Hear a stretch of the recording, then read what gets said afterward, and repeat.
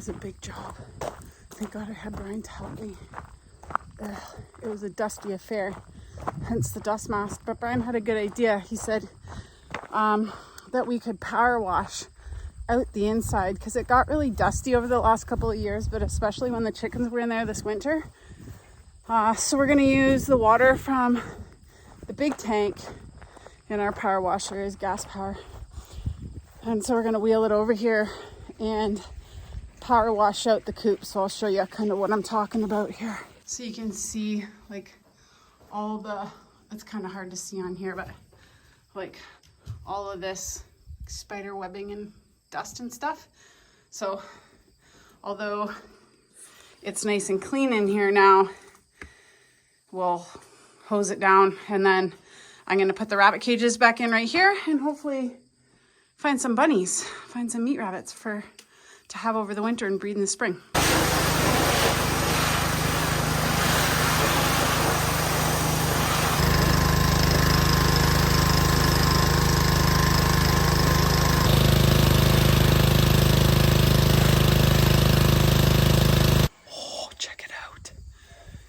So nice and clean in here.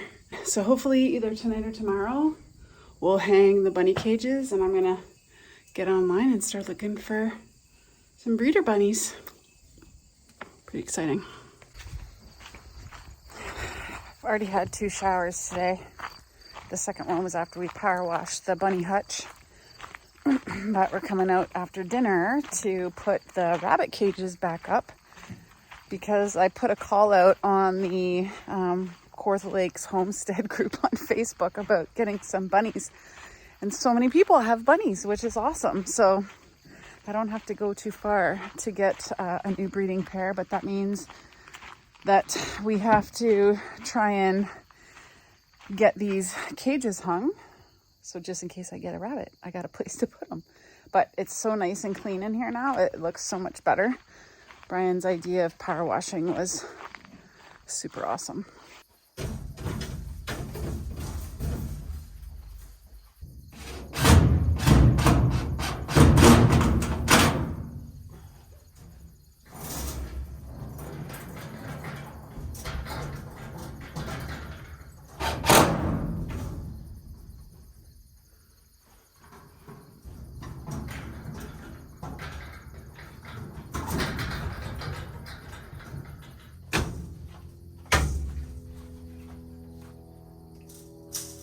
So we got these rabbit cages at a rabbitry center near London. I'll link it in the description box below in case you're interested.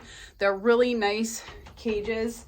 I've really liked using them when we don't have the rabbits out in the rabbit tractors out on the grass. So in the wintertime, they're in here mostly. Or if we have to isolate a rabbit for any reason, like when the does are ready to kindle, they come back in here. So how we did this, we just hung a board and made a level line, and then we used chain for the front to support the front. And then we're just using these, what is this stuff called? Strapping? Strapple, and you just make a little loop, and then we are attaching the back, and that makes for a really sturdy support. So the difference this year is going to be that we're actually going to have rabbits in here when we have the chickens in here for winter. So that'll be interesting, but I've done a lot of research and a lot of other people do that. I just hope the chickens don't get peed on, and I don't think they're going to roost on top of the cages. They don't typically fly up that high during the day or the night because they're going to have their coop right here. But time will tell. It'll be an adventure. One of the other things that we did when we first started keeping rabbits that was really helpful is we put this stainless steel divider between, so this is the buck cage, the buck and all of the does, because they can get pretty ornery and pee a lot.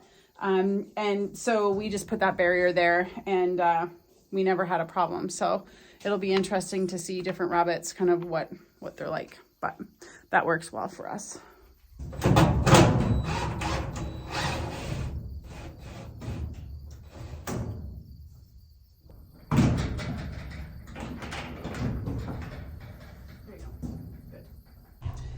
Morning sunshines. Pretty excited this morning.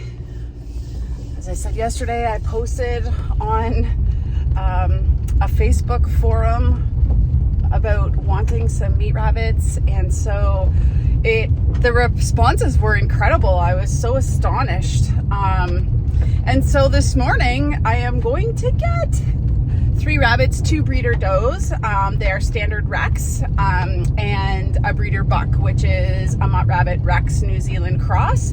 So that is super exciting. I'm not sure whether I'm going to video when I'm there, but I definitely will show you when I bring them home. So pretty exciting morning for me. I have really missed having rabbits this year, and it's just going to complete the homestead right now. So pretty excited. Well, here's our new breeder buck. He reminds me of Cinder. He's all black, no name yet. Here is one of our new breeder does. And here is the other. These 2 are both standard Rex, and the buck is a standard Rex New Zealand mix. Have to trim their nails. But yeah. Hello. I know it's stressful. New home. Gonna get them settled in these pens and then see how they're doing, and if they're doing all right, then we'll move them out to the rabbit tractors until the snow flies. Pretty cute little ladies. Good morning, everyone. It's already spicy out here. It's like 9 a.m. It's just different from the last couple of days. So this morning, I had like a wicked slow start to the day. I got up at 5 and it's like 9. And this isn't my first time being outside other than feeding the chickens. But I'm going to check in on my new babies, the bun buns. See how they made out, give them some breakfast. I'm trying not to spoil them too much with treats right away because their systems might not be used to it depending on, how they were fed previously. Good morning, everybody. How are my friends? Holy, you guys were busy. So I've been thinking about some names for these little ladies, and I think this bunny is going to be named Doll or Dolly, Doll for short. And this little lady, she's a little bit skittish. She's still getting used to me. She reminds me a lot of Ruby and my other bunnies. The other ones are super friendly, but we cut nails last night and I didn't do hers because she was a little skittish. Also, Tilly might be scaring them, so let's close her out of here. And I haven't figured out a name for this guy yet, but I'm thinking something like Bert or Ernie. I'll report back. Yeah, he's cute. But anyways, it's breakfast time, so let's feed him. So it's important when you have rabbits to make sure that you measure their food. These rabbits aren't very big, so I'm giving them about half a cup of feed each day. And then that way, if they get treats and such, I'm not overfeeding them. Breeding rabbits shouldn't get overweight because then they don't breed very well.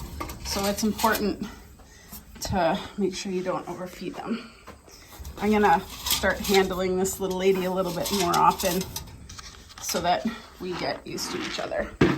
I am on the search for some alfalfa for my new little friends. I'm not going to give them a lot, but I always like to give them a treat, so we'll pick some of this and go feed it to them.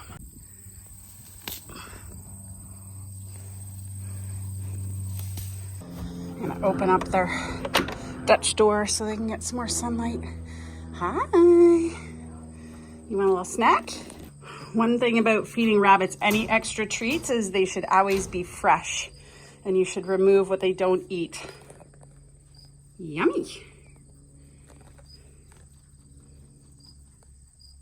Come bearing gifts. You're nervous, aren't you? You're a nervous one. Gotta get those nails cut. You're all right. You're okay. Yeah. The coats on Rex rabbits are like silk. Let's see, if I leave her alone, she'll eat it. Bert. I think I like Bert. You got fuzz on your face. There you go, buddy.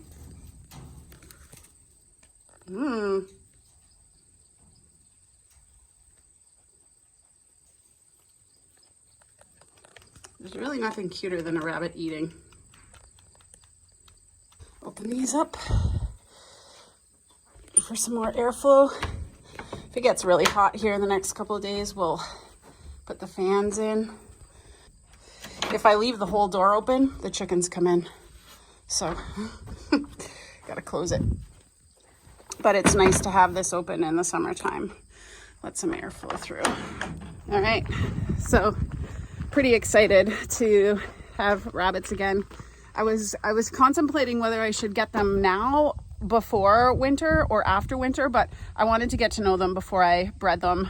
So I got them now so that they can kind of settle in before they're bred. So anyways, if you're looking for an alternate meat source where you are, I highly recommend rabbits. They're quiet. They don't make a lot of mess. They're pretty low maintenance, except for the water in the winter. That's the only thing I would say is difficult about raising rabbits, meat rabbits, or just for pets.